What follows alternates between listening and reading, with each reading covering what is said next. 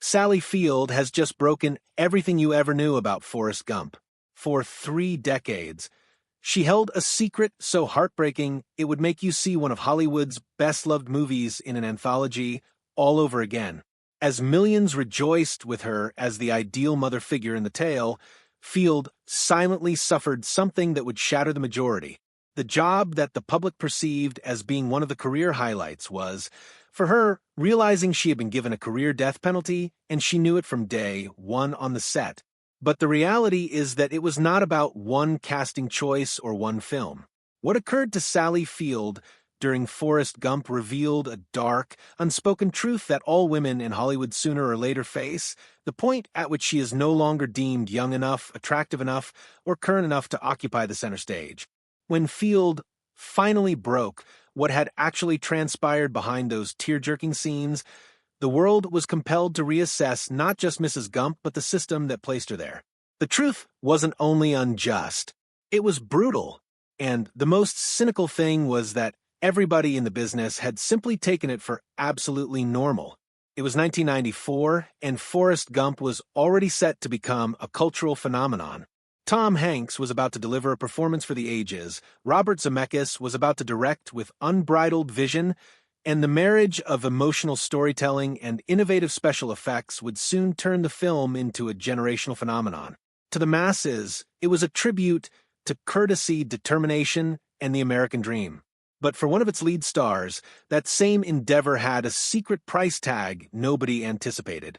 Sally Field, a performer already adorned with 2 Oscars, nearly departed the production before cameras even rolled.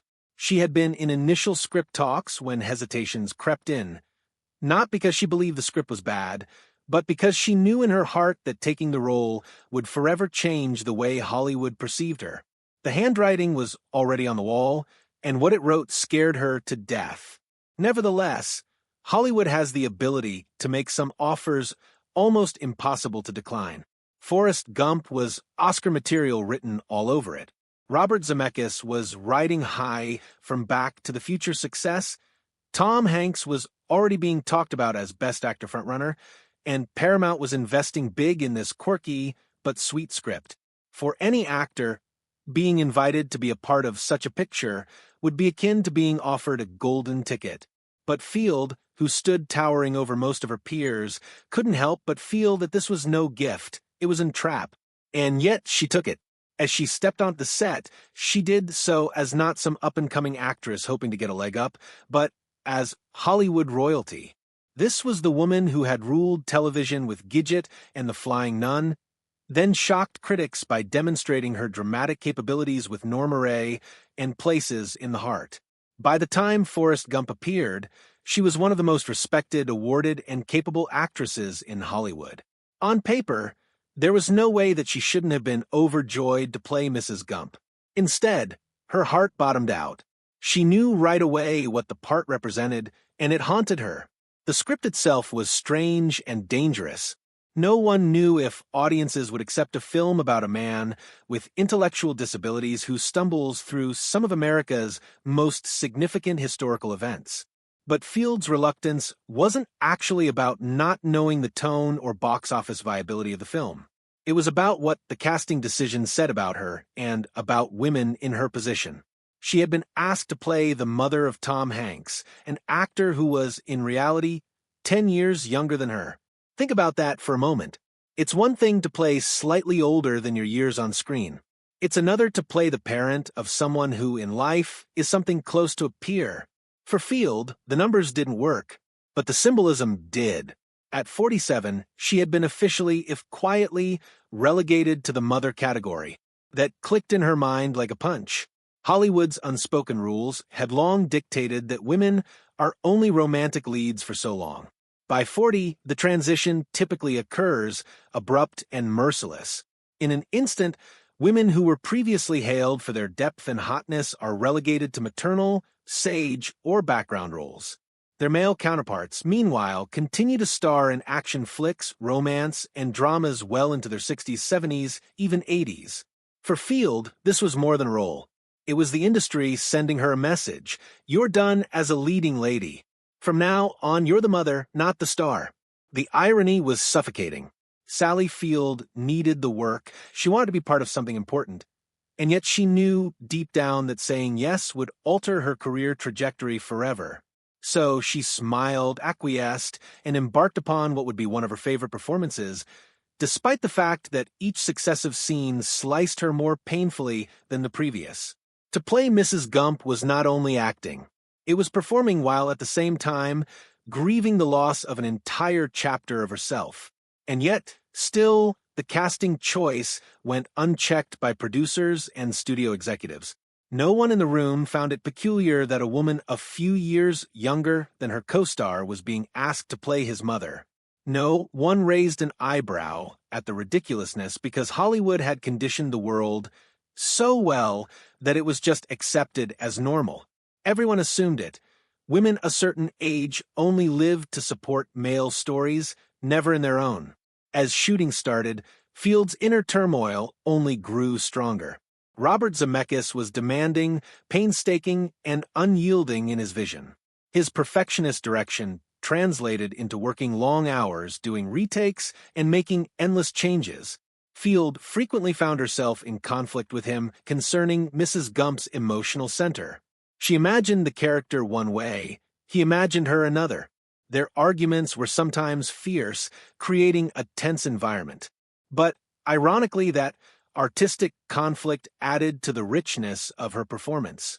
Field has since acknowledged that some of her finest work in the film resulted from those fights, although they exhausted her emotionally. Her working relationship with Tom Hanks was similarly fraught. Their on-screen chemistry was undeniable, but their methods of acting could not have been more disparate. Hanks was spontaneous, natural, allowing charisma and rhythmic sense to inform his performance. Field, on the other hand, spent hours breaking down every beat, every emotional shift. That difference created an imbalance that she grappled with. To the audience, it appeared to be perfect harmony. Behind the cameras, it was like two players playing in slightly different keys. What nagged Field most was not the technical aspect of acting, but what the role symbolized. She threw herself into playing Mrs. Gump's warm wisdom, at times basing her scenes on her own life. As a mother, she brought warmth, toughness, and love to the character while privately lamenting the reality that Hollywood had now squarely relegated her to mom roles. Reciting the famous line regarding life and a box of chocolates, she understood she was also addressing her own professional life, unpredictable, bittersweet, and here, cruelly ironic. The shoot was arduous. There were days Field feared the film would not even be made. The narrative was so odd, the tone so fine, that she worried it would fail. But when the film came out, all fears disappeared. Forrest Gump burst into a cultural phenomenon. It became one of the most quoted, most cherished movies ever made. Tom Hanks swept the Oscars, Robert Zemeckis secured his place in cinematic history, and Mrs. Gump's wise quietudes became legendary. For the public, Sally Field's performance was unforgettable. For Field herself, it was a mixed blessing that verified her worst fears. As the accolades came in, she was caught in an odd emotional contradiction. She was proud of her achievement and moved by the audience's affection for Mrs. Gump, but she could not help feeling that she had helped ratify the same system that had belittled her. Each compliment regarding how great maternal she looked was, to her, a reminder that Hollywood no longer perceived her as a woman who could tell her own tale. The awards season only hammered the point home further. Hanks took Best Actor, and the industry praised his genius. Field wasn't even nominated. His growth was deemed remarkable. Hers, on the other hand, was handled as expected. Natural, just a mother being a woman. For 30 years, she held these emotions in private. For the public, she spoke well of the film, attended retrospectives, smiled for interviews. But privately, she bore the burden of what it had cost her. It wasn't until she started writing her memoirs and looking back at her career with the kind of clarity that hindsight can bring that she actually put into words the hurt. The silence had been partly self-preservation, partly respect for the legacy of the film, and partly because it took her years to untangle her own complex feelings about it all. When she finally came clean, she didn't give just a behind-the-scenes anecdote. She opened up a systemic issue that Hollywood had kept well hidden in plain sight for decades. To be cast as the mother of a man a decade younger wasn't strange. It was emblematic of an industry that ruthlessly dispenses with female talent. Field's admission made people think twice about what they had witnessed. Mrs. Gump's sagacity was not acting. It was the expression of genuine frustration, genuine sorrow, and genuine ire at being shoved aside. Her admission wasn't for herself alone, though. She articulated that her narrative was the narrative of all the women of Hollywood. For every Sally Field who continued to get work as a mother, there were dozens of other talented women who simply disappeared from films after crossing that intangible threshold of being too old for romance. It wasn't personal, it was structural. That was the heartlessness of it. The moment of her public coming out was timely for Hollywood because Hollywood itself was undergoing wider accountings in matters of representation, equity, and ageism. Her tale was a tangible, intensely human illustration of the way systemic prejudice translates to careers sidetracked and hopes shattered. It wasn't an out-there ideal, it was lived, and Field, with her unparalleled honesty, compelled others to look. By linking her professional hurt to her subsequent activism, whether she was marching for climate justice, advocating for LGBTQ rights, or getting arrested for something she felt strongly about, Field illustrated that telling truth, even if it pains, can change lives. The woman who smiled through injustice became a woman who did not hesitate to speak up, even if it meant going against an entire sector. The response to her confession was one of shock, understanding, and contemplation. Most people conceded that they had never even been aware of the age disparity between her and Hanks, evidence of how routine the trend had become.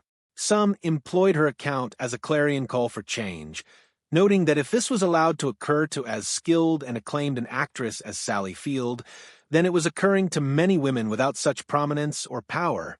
Most profoundly, her words transformed the way audiences understood Forrest Gump. The famous chocolate box wisdom now carried an added layer of meaning. Life is unpredictable, yes, but for Field, those words were infused with the bitterness of having been forced to accept Hollywood's cruel hand. That knowledge doesn't ruin the movie. It makes it richer, more complex, and, in a strange way, even more moving. Sally Field made her tragedy an art, and her silence speak the truth.